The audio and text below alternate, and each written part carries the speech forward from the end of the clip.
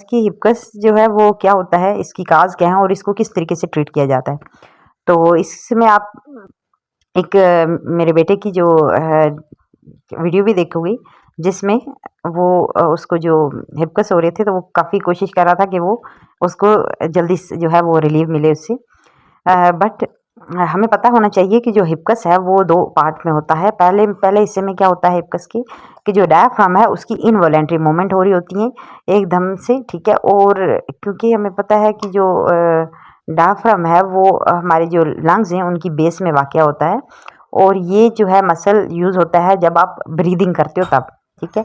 और second part of हिपकस जो होता है वो क्यों हमें मिल रहा होता है जब एकदम से जो वोकल कार्ड है ना हमारे वो क्या होते हैं क्लोज हो रहे होते हैं, तो उसकी वजह से आपको हिक जो है कि साउंड आती है, ठीक है। तो जो फर्स्ट पार्ट है वो उसका तो हमें मतलब नहीं पता होता है, एकदम से कंट्रैक्शन तो होती है वॉलंटियरी, लेकिन जो साउंड जो हमें मिल रही होती है वो वोकल कार्ड जो है उनकी क्लोजर की वजह से मिल के हिपकस के जो कॉमन काजेज हैं वो क्या हो सकते हैं। ओवर ईटिंग की हुई है number 1, number 2 eating a spicy food, number 2 consumption of alcohol, number 3 drinking a carbonated beverage like a soda, number 5 consuming a very hot or very cold food, number 6 sudden changes in air temperature, number 7 aerophagia, much swallowing too much air, number 7 swallowing air while chewing gum, and number 9 excitement or emotional stresses, जिनमें ज़्यादा susceptibility आपको मिलती है कि हिपकस जो है develop हो सकते हैं उनमें मेल हैं जिनमें मेंटल और इमोशनल रिस्पांस है, रेंज जिनमें एंजाइटी हुई है, एक्साइटमेंट जो है जिनमें होती है। जो इमोशनल रिस्पांस जो है वो कहाँ से स्टार्ट होते हैं, एंजाइटी से लेके एक्साइटमेंट तक, वो उनमें जो हो सकता है ये।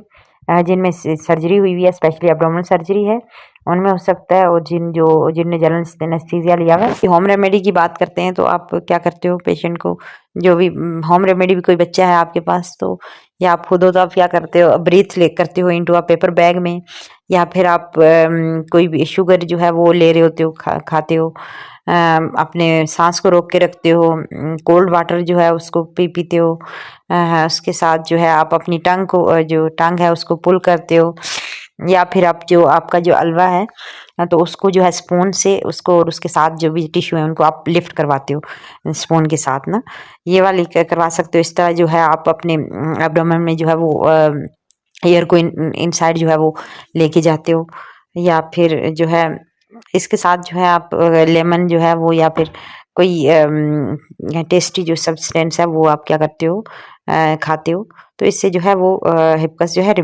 ख़त्म हो रहे होते हैं। ये कुछ था होम रेमेडी। फिजियोथेरेपी की बात करते हैं तो आपने जो है पर्स स्लिप ब्रीदिंग जो है वो इसके लिए इफेक्टिव है। इसके साथ जो है आप जब नी टू चेस्ट जो है वो लेके जाते हो, ब्रिंग योर नी को लेके आते हो चेस्ट की तरफ और मेंटेन करके रखते हो ये पोजीशन। सल्वा मैनूवर जो है वो करते हो जिसमें आप क्या करते हो, shutting your mouth and nose and exhale forcefully, ये करवा जो है डायफ्रामेटिक ब्रीदिंग जो है आप रिलैक्स एंड स्लो करवाते हो इन अ कंट्रोल मैनर में। और आप जो है वो एसीबीटी भी करवा सकते हो ताकि जो है वो जो इरिटेशन हुई है वो आपकी ख़त्म हो रही हो। हम होम रेमेडी फिजियोथेरेपी ट्रीटमेंट इसलिए देते हैं ताकि ग्लोसोफ्रेंजियल नर्व वेगस नर्व स्टिमुलेट हो और जो ओवर एक्शन ऑफ डायफ्राम और वोकल कॉर्ड कम हो। दिबाज क्या हो रहा है आपको? खत्म नहीं हो रहे, हिपकस नहीं खत्म हो रहे। अच्छा, ये कब होते हैं आपको? हो रहे। अच्छा, ये कब होते हैं आपको? फिर अब ये होते हैं तो होते अभी हो रहे हैं आपको? हो रहे अभी। मुझे बताएं, मैं मुझे नजर तो नहीं आ रहे। अब नजर आ रहे, आ रहा है, आ रहा है, देखो जरा भी आ रहा है। ओह आ रहा है। ओ ये इसमें ये है कि ये कोई ट्राई कर रहा होता है कि मैं कोशिश करता है कि मैं इसको कभी मूवमेंट करके कभी अपने जो पोजीशन चेंज करके ये कोशिश करता है कि ये ख़त्म हो जाए।